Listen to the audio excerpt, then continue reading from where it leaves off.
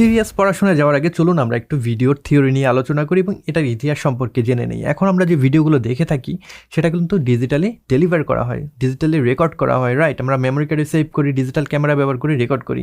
কিন্তু আগের দিনে এই জিনিসটা কিন্তু এরকম ছিল না। আপনারা চিন্তা করেছেন সেটা কীরকম ছিল?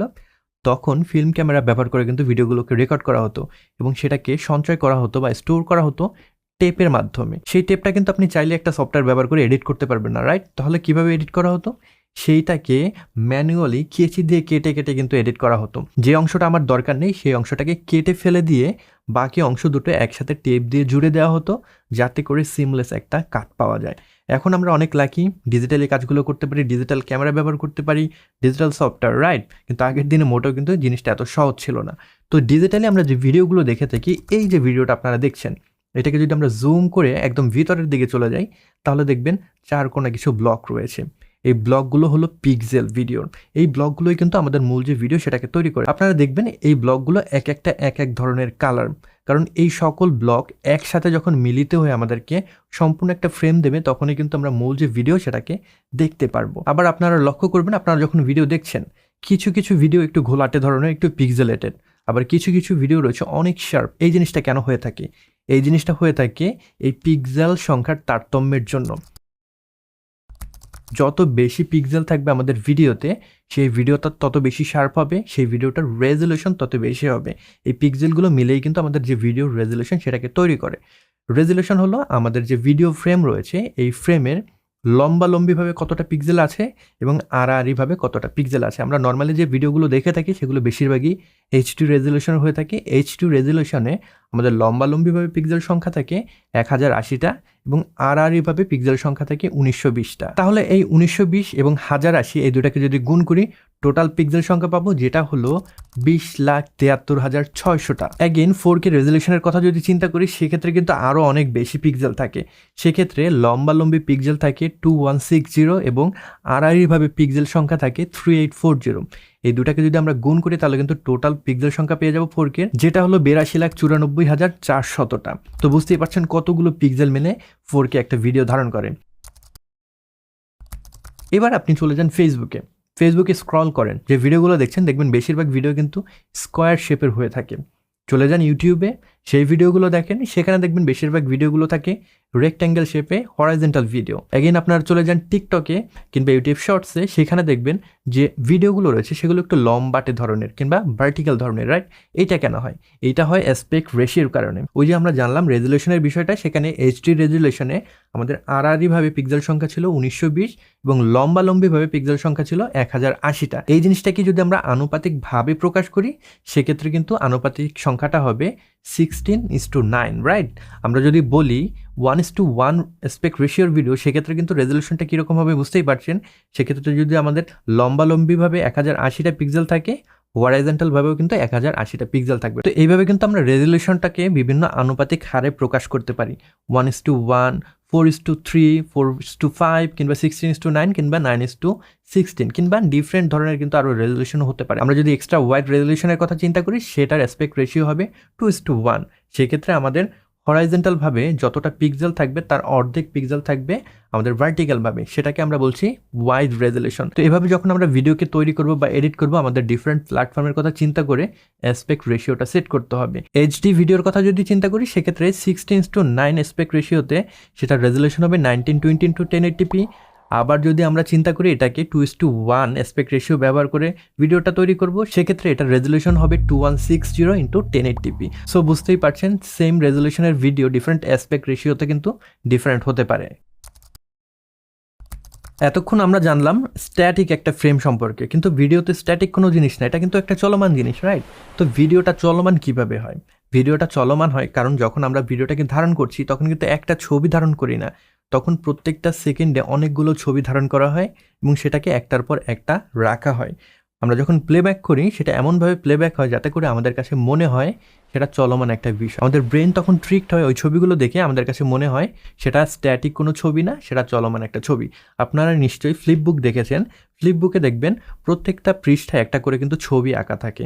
সেই ছবিগুলো আপনি নর্মালি যখন দেখবেন আপনার কাছে মনে হবে স্ট্যাটিক একটা ছবি, তবে সেই ছবিগুলো যদি নির্দিষ্ট একটা স্পিডে আপনার সামনে একটার পর একটা নিয়ে যাওয়া হয়, তখন আপনার কাছে সেটাকে কিন্তু একটা চলমান অ্যানিমেশন মনে হবে।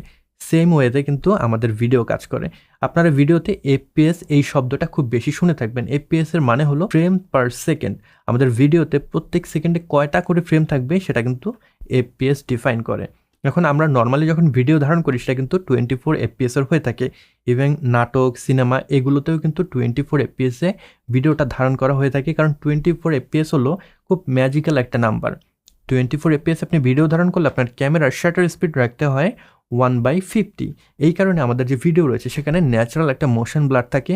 দেখতেই পাচ্ছেন আমার হাতটা নাড়াচ্ছি আমি, এখানে কিন্তু একটা মোশন ব্লার রয়েছে, সেটা খুবই ন্যাচারাল লাগে যদি আমরা 24 এফপিএস এ ভিডিওকে ধারণ করি। এর চেয়ে বেশি ফ্রেম রেটে যদি আমরা ভিডিওটা ধারণ করি সেখানে এক্সট্রা স্মুথনেস চলে আসে, তখন আর সেটাকে ন্যাচারাল মনে হয় না। এই কারণে বেশিরভাগ মুভিতে কিন্তু 24 এফপিএস এ ভিডিওগুলো ধারণ করা হয়ে থাকে এবং এডিট করা হয়ে থাকে। তবে এটা কিন্তু এক্সপেরিমেন্টও করা হচ্ছে। যেরকম আমরা যদি ডেডপুল যে মুভি রয়েছে সেটার কথা চিন্তা করি, সেটা কিন্তু টোটালি 60 এফপিএস এ শ্যুট করা হয়েছে এবং এডিটও করা হয়েছে 60 এফপিএস এ। তবে আপনি যখন ভিডিও ধারণ করবেন বেশিরভাগ সময় আপনার 24 এফপিএস কিংবা 30 এফপিএস এ ভিডিওগুলো শ্যুট কিংবা এডিট করলেই চলবে। আর আপনি যদি স্লো মোশন ভিডিও চান সেক্ষেত্রে এক্সট্রা এফপিএস এ আপনি ভিডিও ধারণ করতে পারেন, যেরকম 60 এফপিএস এ কিংবা 120 এফপিএস এ। এতে করে যেটা হবে, আপনি যখন 24 এফপিএস এর একটা টাইম লাইনে সেই ভিডিওগুলোকে নিয়ে আসবেন, আপনি কিন্তু সেটাকে স্লো করতে পারবেন। সিনেমেটিক স্লো মোশন ভিডিও যদি করতে চান, 120 এফপিএস এ ভিডিও শ্যুট করে সেটাকে আপনি এডিট করলেন, স্লো করে দিলেন, সেখানে কিন্তু আপনি খুবই ফ্লুইড একটা buttery smooth slow motion video পেয়ে যাবেন। এখন আমরা যেহেতু জানলাম ভিডিও কোনো চলমান জিনিস না, সেখানে অনেকগুলো ছবি থাকে। তো এই ছবিগুলো কিন্তু একটা কন্টেনারের ভিতরে রাখতে হয়, রাইট? আমি কিন্তু ছবিকে আলাদা আলাদা ফাইল হিসেবে রাখতে পারবো না। আমি যদি প্লেব্যাক করতে চাই একটা সিঙ্গেল ফাইল হতে হবে। আবার ভিডিওর সাথে অডিওটাও থাকে। তো এই সকল কিছু একত্রে রাখার জন্য কিন্তু ডিফারেন্ট কোডেক কাজ করে। খুব পপুলার একটা কোডেক হলো H.264। এই কোডেকে যে কাজটা করে সেটা হলো আমাদের যে অ্যাকচুয়াল ভিডিও রয়েছে, দেখা যায় প্রত্যেকটা ছবির সাইজ অনেক বেশি। এই প্রত্যেকটা ছবি যদি আমরা র ফরম্যাটে রাখি সেটার সাইজ অনেক বেড়ে যাবে, এডিট করতে সমস্যা হবে, স্টোর করতে সমস্যা হবে। তো H.264 কিংবা H.265 এগুলো কম্প্রেসড একটা কোডেক। এটা যেটা করে আমাদের ছবিগুলো রয়েছে সেগুলোকে কম্প্রেস করে ছোট করে ফেলে এবং একই সাথে আমাদের যে অডিও ফাইল রয়েছে সেটাকে কিন্তু এই ছবির সাথে জুড়ে দেয়, যার কারণে আমরা যখন প্লে করি সেটাকে কিন্তু আমরা শুনতে পাই এবং দেখতে পাই একই সাথে, রাইট? তো এই কোডেক কিন্তু বিভিন্ন ধরনের হয়ে থাকে। এক একটা কোডেকের এক এক ধরনের সুবিধা রয়েছে। আপনি যদি র কোডেকের কথা চিন্তা করেন সেখানে ফাইল সাইজটা অনেক বেশি হয়ে থাকে। সেটা হয়তো আপনি এডিট করতে অনেক সুবিধা পাবেন, কারণ আপনার কম্পিউটারের প্রসেসর কম কাজ করতে হবে সেটাকে প্রসেস করার জন্য। আবার আপনি যদি ফাইলটাকে ছোট করতে চান সেক্ষেত্রে কম্প্রেসড কোডেক যেরকম H.264 সেটাকে আপনার ব্যবহার করতে হবে। সেটার যে সুবিধা, ফাইল সাইজ কম, কিন্তু আপনার কম্পিউটারের ওপর কিন্তু অনেক প্রেশার পড়বে, কারণ যখন আপনি এডিট করছেন কম্পিউটারে কিন্তু সেই কোডেকের যে অ্যালগোরিদম সেটাকে বুঝে প্রসেস করে দেন আপনার সামনে প্লেব্যাক করতে হবে। তো সব কিছু মিলিয়ে অনেক ধরনের কোডেক অ্যাভেলেবেল রয়েছে। এক এক ধরনের কোডেকের সুবিধা এক এক রকম। নর্মালি নাটক, সিনেমায় যদি র ফরম্যাটে ভিডিওটাকে রেকর্ড করা হয় সেটাকে কিন্তু র ফরম্যাটেই এডিট করা হয়। সেখানে ফাইল সাইজ অনেক বেশি থাকে, কারণ তাদের জন্য আসলে স্টোরেজের কোনো বিষয় থাকে না, তাদের জন্য কোয়ালিটিটা বেশি ম্যাটার করে। তবে আমরা যখন ইন হাউসে নর্মালি আমাদের ইউটিউবের জন্য কিংবা ফেসবুকের জন্য ভিডিও ধারণ করছি, এডিট করছি, সেক্ষেত্রে আমরা কম্প্রেস কোডেক ব্যবহার করে থাকি, যেরকম H.264, H.265। সেগুলোতে সাইজ অনেক কম থাকে এবং সেগুলো দিয়ে মোটামুটি কাজ কিন্তু সেরে ফেলা যায়। তো ভিডিওটা এডিট হয়ে গেলে কিন্তু এখন আপনাকে সেটাকে এক্সপোর্ট করতে হবে, রাইট?